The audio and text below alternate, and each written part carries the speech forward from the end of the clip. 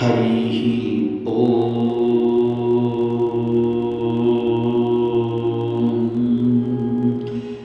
वसुदेवसुतं देवं कंसचाणूरमर्दनं देवकी परमानन्दं कृष्णं वन्दे जगद्गुरुम्. Man's outward life must express his inward being. The surface must reflect the profundity. Each individual has his involved nature, Shobha, and to make it effective in his life is his duty, that is Shwadharma. Each individual is a focus of the Supreme, a fragment of the Divine. His destiny is to bring out in his life this divine possibility. The one spirit of the universe has produced the multiplicity of souls in the world, but the idea of the divine is our essential nature. The truth of our being, our swabha, and not the apparatus of the gunas, which is only the medium for expression. If each individual does what is appropriate to him, if he follows the law of his being, his swadharma, then God will express himself in the free evolution of human beings. All that is essential for the world will be done without a conflict.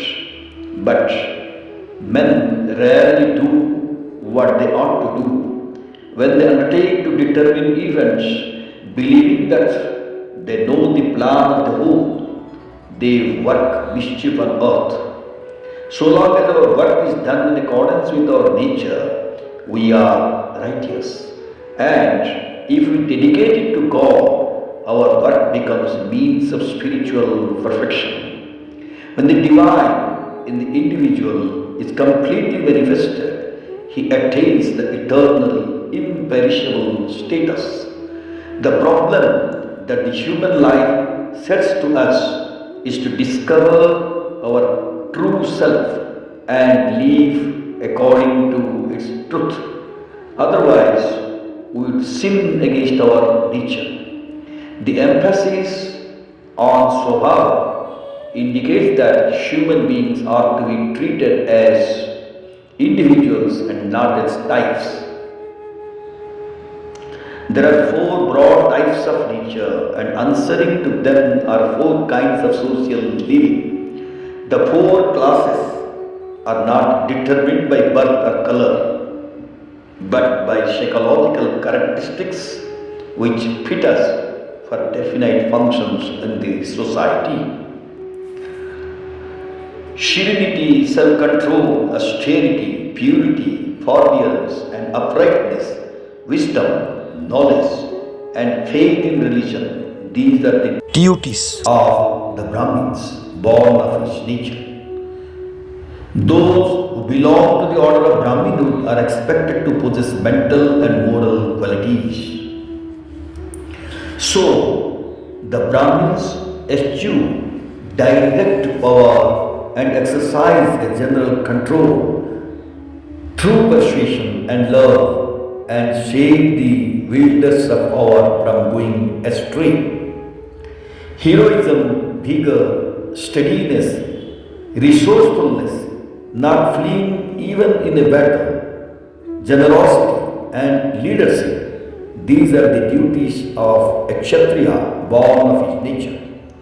Though the Kshatriya cannot claim to be spiritual leaders, they have the qualities which enable them to adapt spiritual truths to the requirements of action.